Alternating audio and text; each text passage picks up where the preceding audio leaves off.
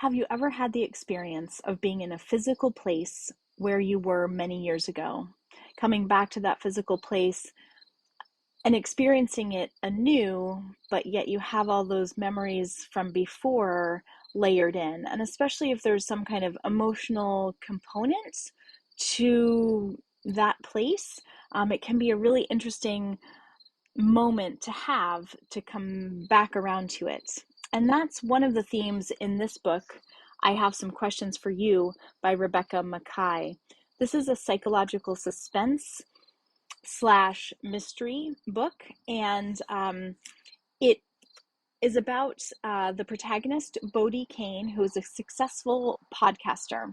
And she returns to the boarding school where she attended as a teenager. So if you love the boarding school trope, this is definitely one to try.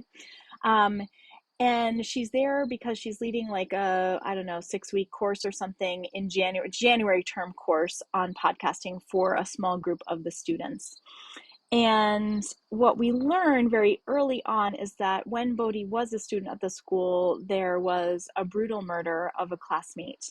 And this young woman who was murdered was Bodhi's, I think, sophomore year roommate. And I will say that this book does deal with themes of intimate partner violence. And so I like to just like share that with readers as a just FYI. And so in this book, what we're dealing with is Bodhi re-encountering the space where there was this definitely traumatic event for her in her youth. And at the same time, the present of being back. And we learn things about Bodhi's past and just like how did she was a non-traditional student on scholarship, and like what was her experience at the boarding school like as a teen, and then dealing with being back at the place where there was this traumatic event. And because she now has this like podcaster brain on, she's beginning to question what went down around the murder. And as it turns out, one of the students in her podcasting class decides to pursue this murder as the topic of their podcasting project.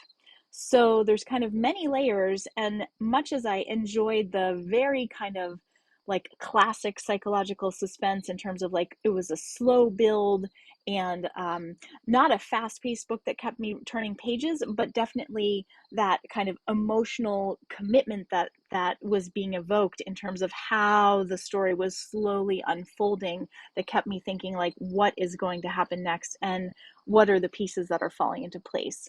So hits all those boxes in the psychological suspense genre.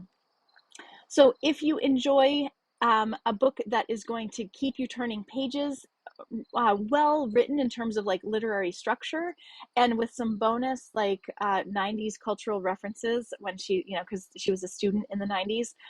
So that might be enjoyable to you if you were perhaps a high school student in the 90s as well. And additionally, how the author also brings in some of the present day themes that we are now aware of that like kind of were just been in their nascent forms in the 90s, and that as a high school student she was really not aware of at all. So things like race and policing, things like here's a white girl at a boarding school and what happens in terms of the investigation, who is accused and how are they treated, etc. And then the power dynamics that exist, hierarchically as well in education and sort of beyond. So if you are ready for kind of a literary psychological suspense thriller, this book could be for you. Happy reading.